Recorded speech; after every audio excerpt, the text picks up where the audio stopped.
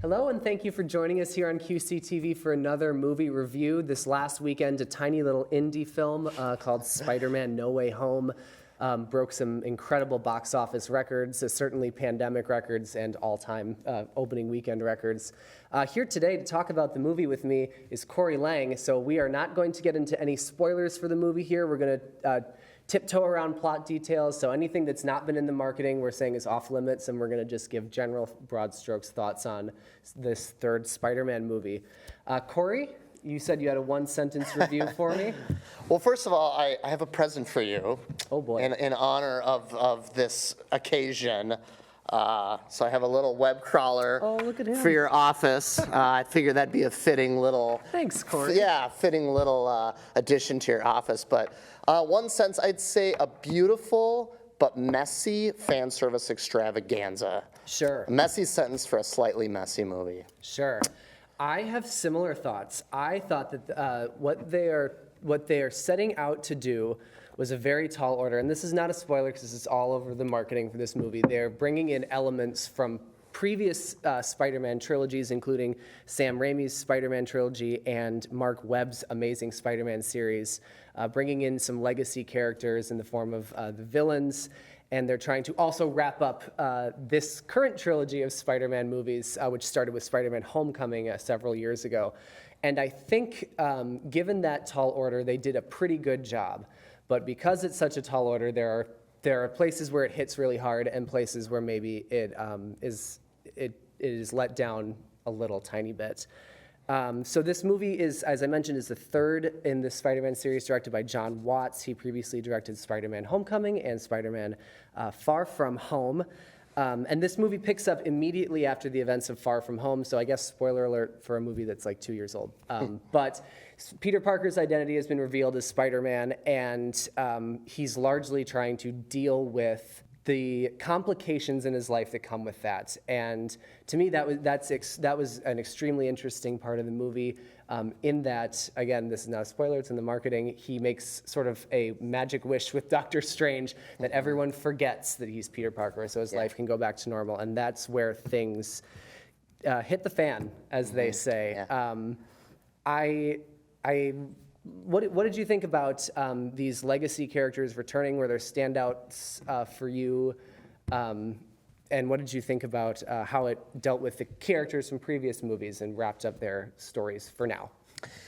I thought they did a really good job, and like you mentioned before, we're going to try really hard to avoid some very specific spoilers here, but obviously some of this stuff is out in the marketing material, so we can talk about some of that stuff. If I go back and look at some of my favorite comic book movies, they always have a singular primary threat. You know what I mean? If you go back and look at the Dark Knight, you have one primary threat that's really menacing. That'd be like Heath Ledger's Joker, or even if you look at the Avengers, you have Thanos. Even going back to 1989 with Tim Burton's Batman, you have, again, the Joker. It's a singular threat. So I feel like whenever you're juggling all of these characters, so this is a Sinister Six movie. Basically, I mean, I don't think that's a big spoiler. I mean, you're 1, 2, 3, 4, 5. Just about. And I'm not going to be too specific, but if anybody knows the Spider-Man comics, this is Sinister Six. It's a group of villains that kind of join forces to take down Spider-Man because they just can't do it on their own. Right. So whenever you have movies that have so many villains, I think you lose a bit of menace. The stakes get a little messy for me. Having said that, I think John Watts, the director here, did a really good job. Obviously, you have Doc Ock. He shows up in the trailer. William Dafoe is back as Green Goblin, and that's not a spoiler. Jamie Foxx is Electro, so forth and so forth. So when you have this ensemble of characters, the menace, I think, for me, lowers a little bit, for lack of better words. Spreads the threat a little bit more thinly. Exactly. Yeah. Having said that, I think they did a really good job with it. My question for you, just to throw it back on you, do you think by doing this multiverse, do you think they alienate the visions of the original creators of those films from 20 years ago? You know what?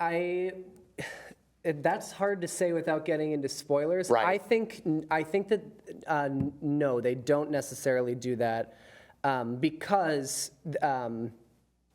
it's tricky, right? It's hard to dance around without getting into spoilers. But what I will say is that it is an interesting challenge to bring in all these legacy villains Right. and without it just feeling like a rehash. And I Right. actually think it does not feel like a rehash for the most part because almost all of these characters has a new twist sort of to Sure. them. True.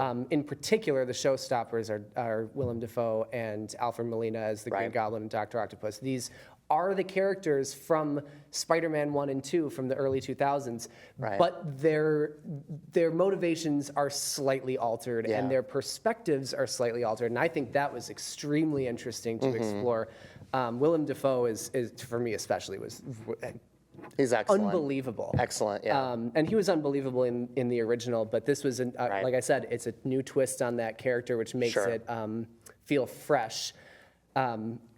It is an incredibly busy movie. It's also a much darker than the previous Yeah.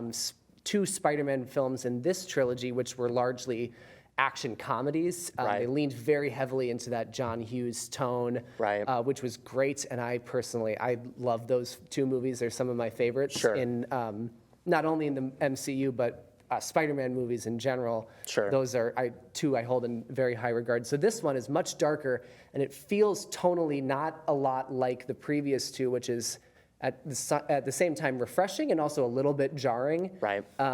One thing in particular that I did notice with all these legacy characters coming in is that some of the characters from the previous films have a little less to do, specifically Peter's friends Ned and MJ. Right. They are present They're in the kind of movie. babysitters, Yes, for lack of better words. And they do have an active role, especially towards the last half of the film. But they do feel much more like side characters in this movie, whereas they kind of had a soul triple thing going in the first two Yeah. films with like a Harry, Ron, Hermione, a Kirk, McCoy, Yeah. Spock. Like they were three together that made up sort of Right. the main perspective of the movie. So again, it sounds like I'm dumping on it, but I'm really not. No, I was no, actually yeah. impressed with how much they were able to balance. But Yeah. it just there's a little bit of things that unfortunately just have to be let slide, which makes me kind of feel like this is a really strong Spider-Man movie by itself. But is it the strongest conclusion to this trilogy? Sure. I don't know, and Sure. my opinion on that may change over time.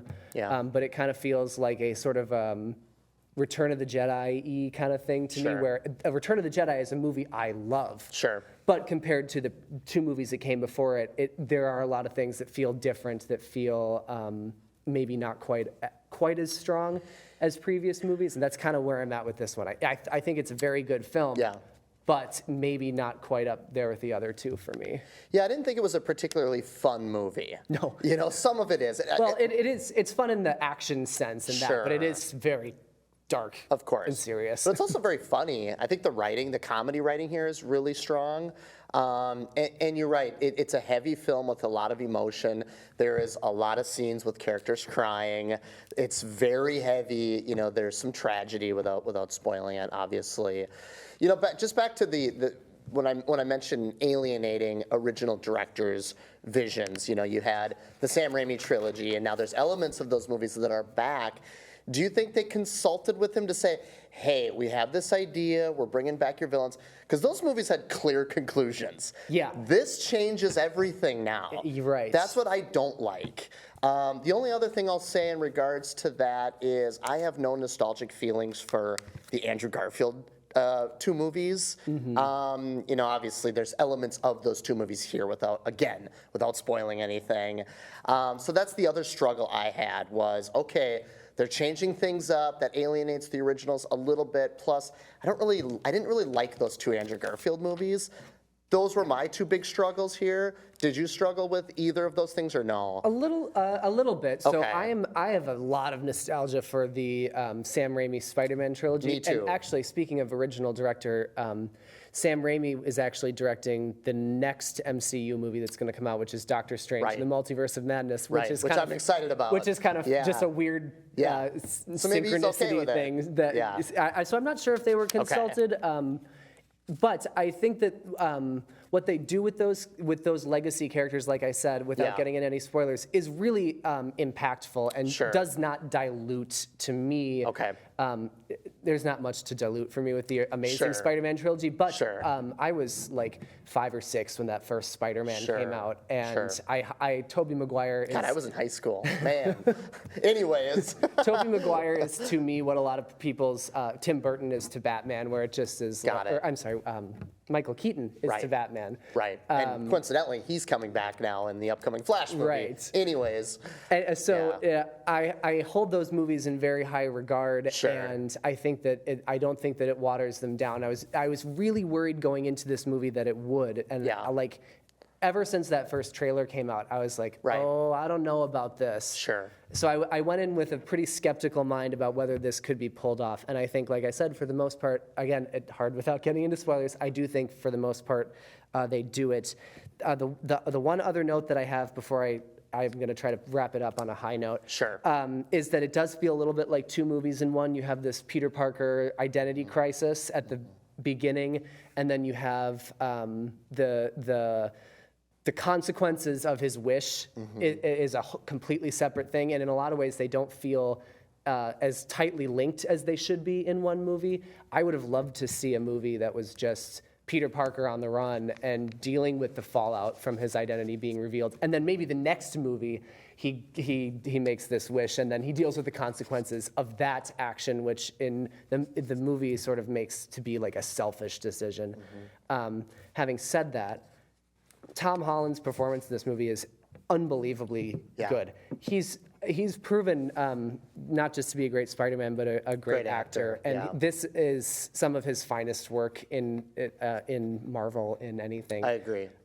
There's one scene that I'm thinking of where he is talking to another character about what it means to be a hero, Right.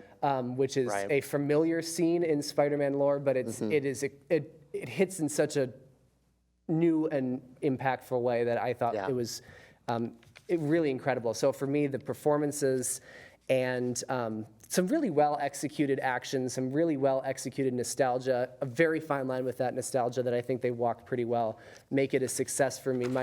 My note, someone said that when you're looking at movies, you should ask yourself 2 questions. What was the filmmaker's intention with this movie, and were they successful in executing it? And I think their intention was to wrap up this trilogy in a way that sends up the whole cinematic history of Spider-Man, which is a very tall order. And I think largely, yes, they were successful in that. Were there areas where it was maybe uneven? Absolutely.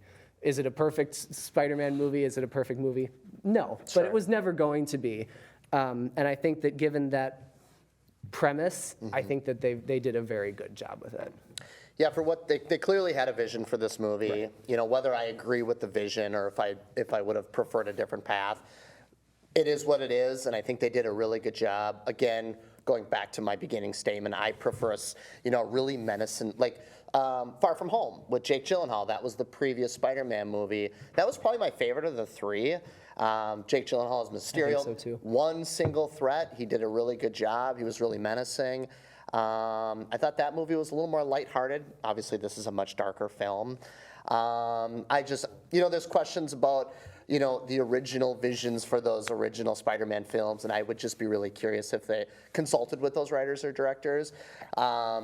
Real quick, they did a Terminator film 2 years ago. Have you seen Terminator 2, the original trilogy? I have seen the original 2 Terminators and nothing else. Okay, so you have Edward Furlong that played John Connor. Well, they brought him back 2 years ago and killed him off.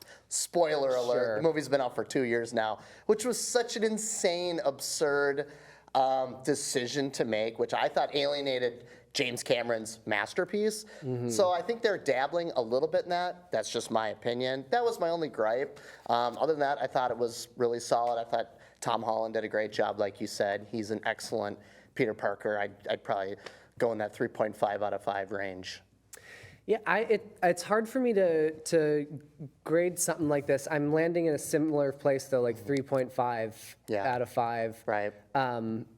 It's like I said, it's tricky because the premise is maybe not something I would have gone for, but given that, I do think that they were successful. So I would recommend it. It's great if you're a Spider-Man fan. Totally.